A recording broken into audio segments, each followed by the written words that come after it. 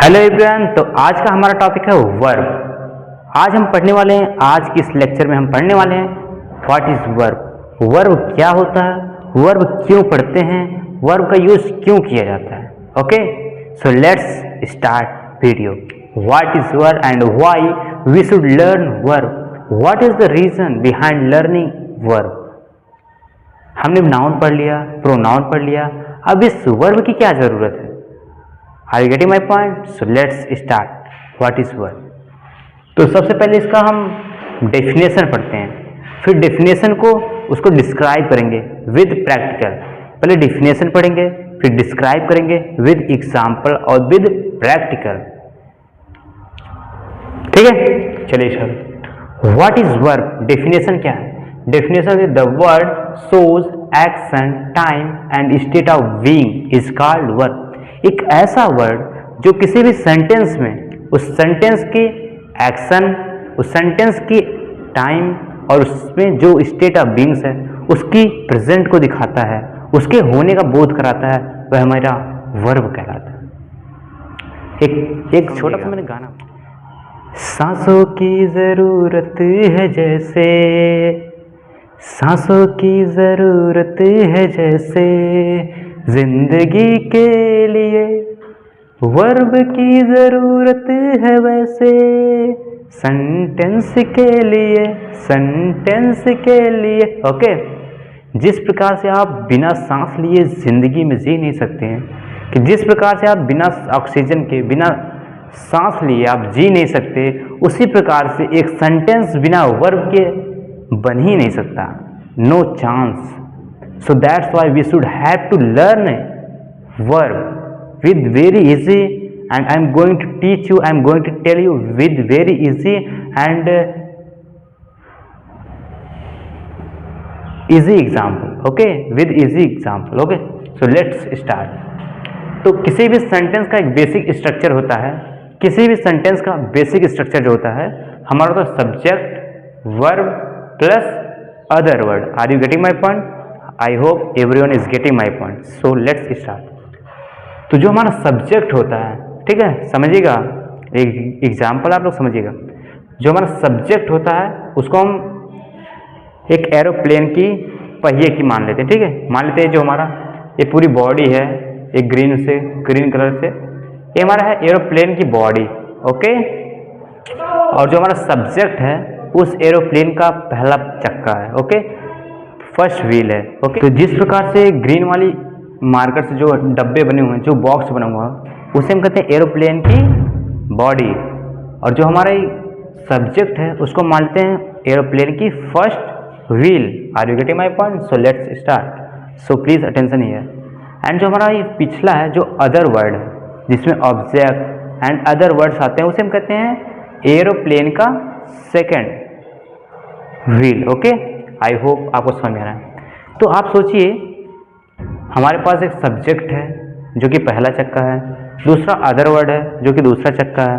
ठीक है, तो क्या इन दोनों चक्कों से क्या हमारी एरोप्लेन चल सकती है विदाउट इंजन के? जो हमारा वर्ब है वो हमारा इंजन होता है। तो आप लोग बताइए, क्या विदाउट इंजन के हमारा एरोप्लेन फ्लाई कर सकता है, टेक ऑफ कर सकता है? No way, no chance. So that's why we should have to learn English grammar. Are you getting my point?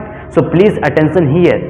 Okay, जिस प्रकार से हम जीने के लिए ऑक्सीजन लेते हैं, उसी प्रकार से वर्ब, उसी प्रकार सेंटेंस बनाने के लिए हमें वर्ब की जरूरत है। देखिए, हमारा रियल प्रैक्टिकल है, real life. But second practical है, जिस प्रकार से हमारा एरोप्लेन विदाउट इंजन के टेक ऑफ नहीं कर सकता, उसी प्रकार से हमारा सेंटेंस विदाउट वर्ब के एक कंप्लीट सेंस नहीं दे सकता। क्योंकि हमने पढ़ा सेंटेंस क्या होता है। Sentence is a group of word that gives a meaningful sense. For example, अब हम चेक करते हैं एक वर्ब कैसे हेल्पफुल है, आप बताइएगा। एक एग्जाम्पल हम आपको देते हैं। यू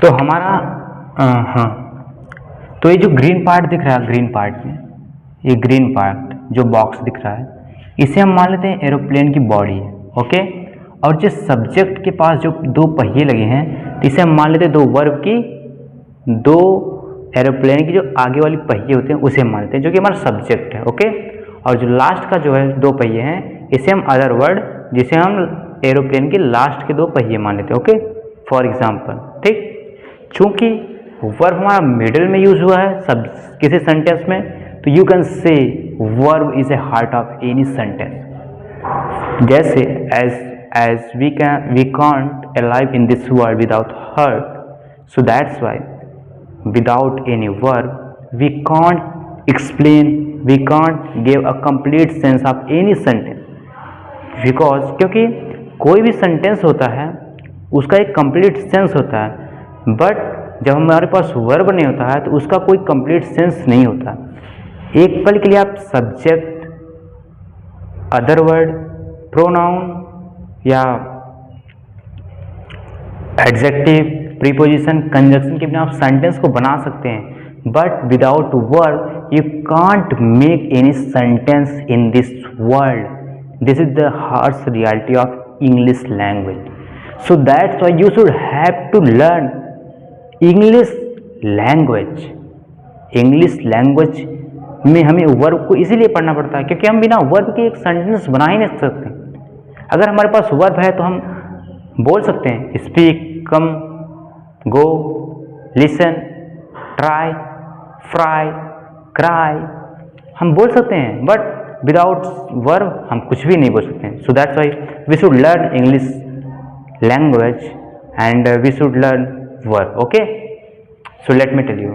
सो हमारा क्या हो गया, ये हमारा जो ग्रीन पार्ट की बॉडी है ये हमारा हो गया एरोप्लेन, और ये जो हमारा है अगला पहिया हो गया सब्जेक्ट, और ये पिछला पहिया है ये हमारा हो गया अदर वर्ड, और जो हमारा वर्ब है उसे हम कह देते हैं इंजन।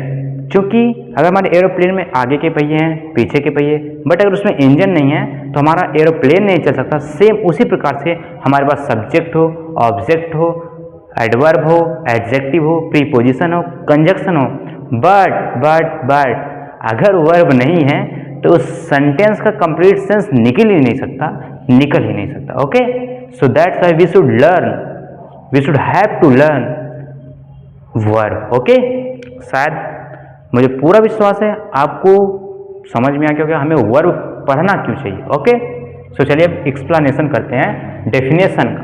क्योंकि डेफिनेशन है the word shows action, time, state of being. कैसे, चलिए जानते हैं। सो हमारा पहला एग्जांपल है ही इज अ बॉय, वह एक लड़का है। तो जो यहाँ पे इज का यूज हुआ है as a state of being, verb of to be का यूज हुआ है, तो इसको हम कहते हैं किसी चीज का कुछ होना, किसी चीज की स्थिति बताई जा रही है। वह एक लड़का है, तुम एक लड़की हो, तुम एक इंजीनियर हो, you are a engineer, you are an engineer. So एक क्या हम किसी स्टेट ऑफ बीइंग की स्थिति को बता रहे हैं तो उसे हम कहते हैं state of being. So third वाला क्लियर हुआ। और दूसरा है ही इज प्लेइंग फुटबॉल, वह फुटबॉल खेल रहा है।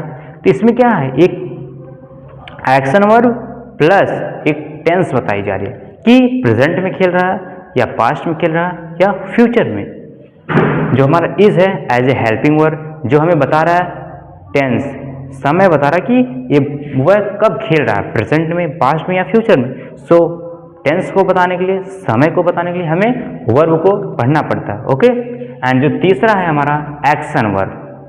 एक्शन से क्या मतलब है, कोई भी काम हो रहा है, आप सुन रहे हैं, आप गा रहे हैं, आप दौड़ रहे हैं, आप चल रहे हैं, उसको हम कहते हैं एक्शन।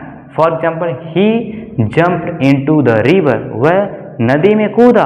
ओके, तो जो हमारा वर्ब वहाँ पे हुआ जंप्ड, जंप की सेकेंड फॉर्म जंप्ड, तो ये हमारा एक एक्शन वर्ब। तो आपको समझ में आया वर्ब की क्या एबिलिटी है, क्या रोल होता है किसी सेंटेंस में। I hope clear. अभी भी समझ में आया कि वर्ब का इंपॉर्टेंस क्यों है, तो अभी मैं आपको रियल एग्जांपल देता हूँ, आपके सामने है। यू आर ए बॉय, तुम एक लड़के हो, इससे कंप्लीट सेंस आ रहा है, ये एक सेंटेंस भी है। बट फॉर एग्जाम्पल अगर मान लेते हैं कि हमारे पास जो है आर ना हो तो क्या होगा, यू का मतलब तुम, ए का मतलब एक, बॉय का मतलब लड़का, तुम एक लड़का, तुम एक लड़के, हो या थे या होगे, इसका कोई क्लैरिफिकेशन है।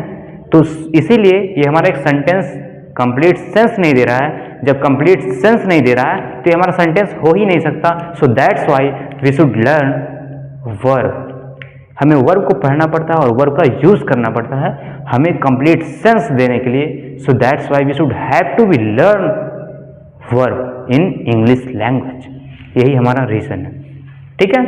तो चूंकि हमने पढ़ लिया वर्ब होता क्या है, क्यों पढ़ना चाहिए, इसकी इम्पोर्टेंस क्या है, और जैसे कि सांसों की ज़रूरत है जैसे जिंदगी के लिए वर्ब की ज़रूरत है वैसे सेंटेंस के लिए, कंप्लीट सेंस के लिए, सेंटेंस के लिए, कंप्लीट सेंस के लिए। ओके, जैसे आप हमारे एरोप्लेन में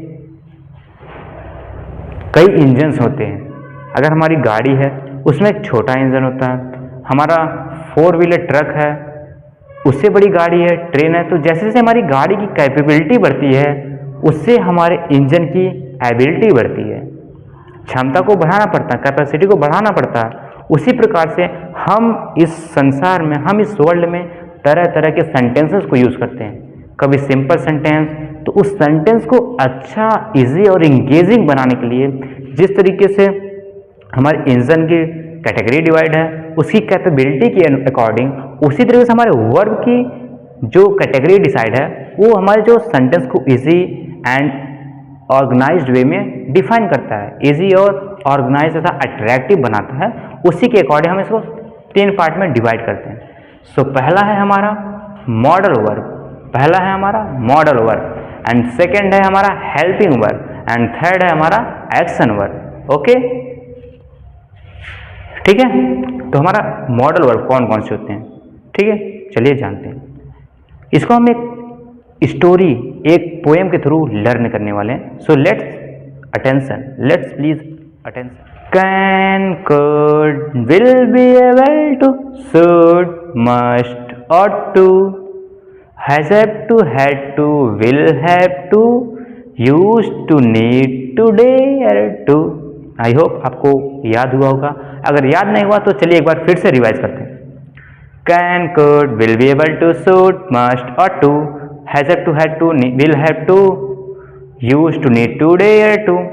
कैन का मतलब सकता है, कुड का मतलब सकता था, विल बी एबल टू का मतलब सकेगा, शुड का मतलब चाहिए, मस्ट का मतलब ही चाहिए, ought to का मतलब चाहिए, has have to का मतलब पढ़ता है या पढ़ती है, had to का मतलब पढ़ता था, will have to का पढ़ेगा या पढ़ेगी, used to का मतलब करता था, need to का मतलब ज़रूरत है, dare to का मतलब साहस या हिम्मत। सो अभी इन सब का हम with sentence structure, with speaking, how to use model verb in speaking, आप स्पीकिंग में कैसे यूज कर सकते हैं मॉडल वर्ब को, वो आपको अभी मैं इस सब क्लियर करने के बाद समझा रहा हूँ, ठीक है। तो हमारा है हेल्पिंग वर्ब। हेल्पिंग वर्ब में क्या है, verb to be, have, do. Be में आते हैं is, am, are, was, were. Have में हैज, हैव, हैड। डू में डू, डज, डिड। ठीक है, इतना क्लियर हुआ, ओके। सो हमारा एक्शन वर्ब या मेन वर्ब, इसमें आते हैं transitive verb plus intransitive verb. So हमारा ट्रांजिटिव वर्ब क्या है, ट्रांजिटिव वर्ब को कहते हैं हिंदी में सकर्मक क्रिया। सकर्मक क्रिया किसे कहते हैं, ऐसी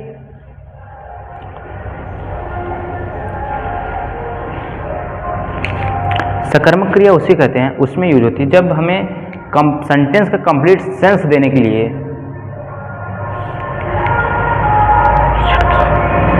संपर्क ऑब्जेक्ट की जरूरत होती है कंप्लीट सेंस।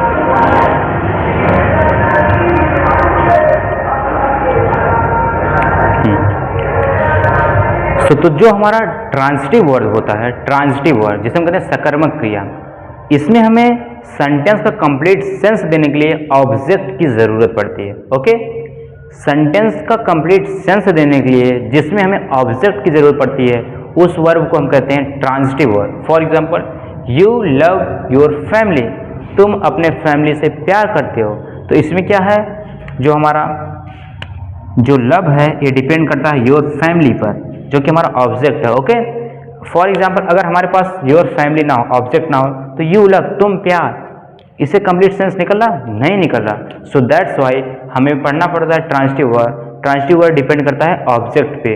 जिसमें ऑब्जेक्ट का यूज होगा उसे हम कहते हैं ट्रांजिटिव वर्ब, एंड दूसरा हमारा है इनट्रांजिटिव वर्ब, जिसे कहते हैं अकर्मक क्रिया, जो कि विदाउट ऑब्जेक्ट कंप्लीट सेंस देता है।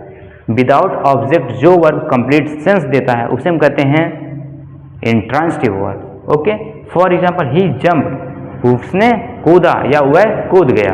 ओके, इससे क्या हमारा कंप्लीट सेंस निकल रहा है। तो चलिए हम थोड़ा सा प्रैक्टिस करते हैं मॉडल वर्ब के ऊपर। Okay, so let's start practice. Are you ready? Yes sir. How जोस? Hi sir. Yes, so come here. So can का मतलब होता है सकता है या सकना। ओके, जहां पे हमें यूज करना हो कैपेबिलिटी, एबिलिटी, ओके, वहां पे हम यूज करते हैं कैन। इसका जनरल स्ट्रक्चर होता है मॉडल वर्ब को यूज करने का, subject plus modal verb plus verb की first form plus other word.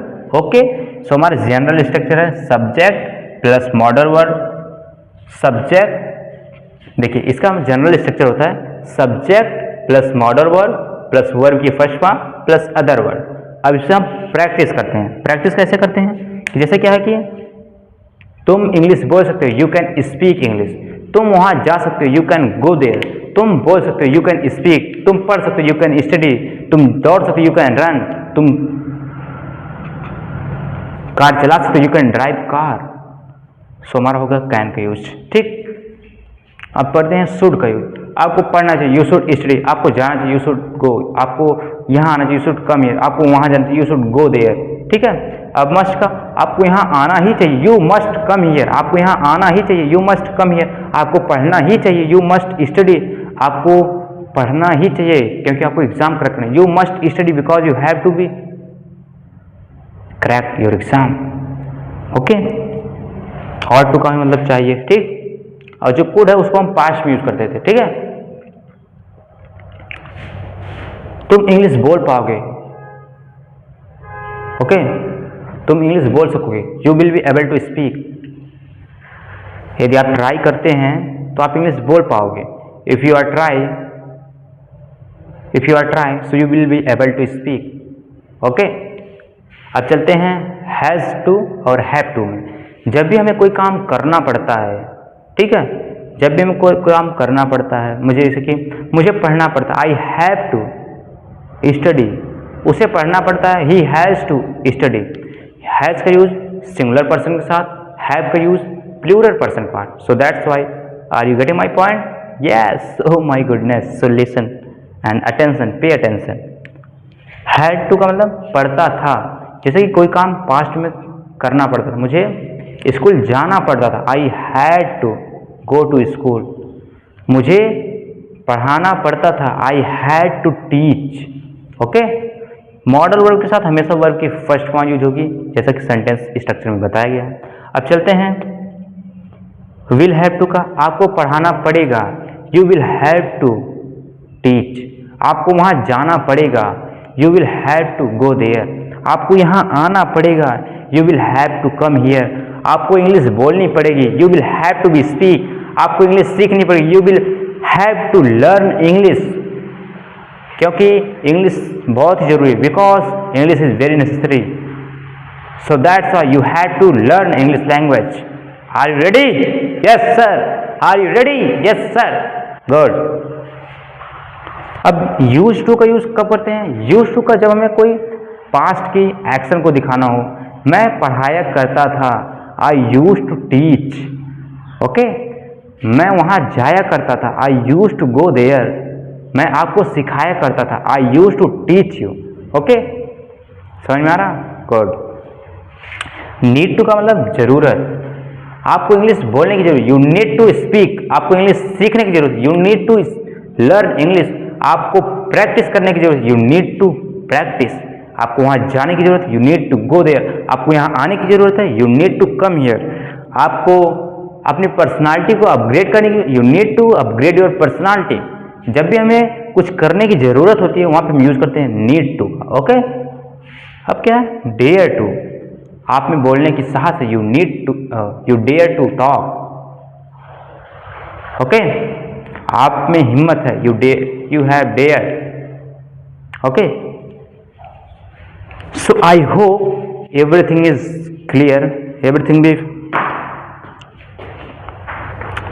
तो मुझे पूरा विश्वास है कि आपको ये सेंटेंस और आज की क्लास आपको कंप्लीट समझ में आई होगी।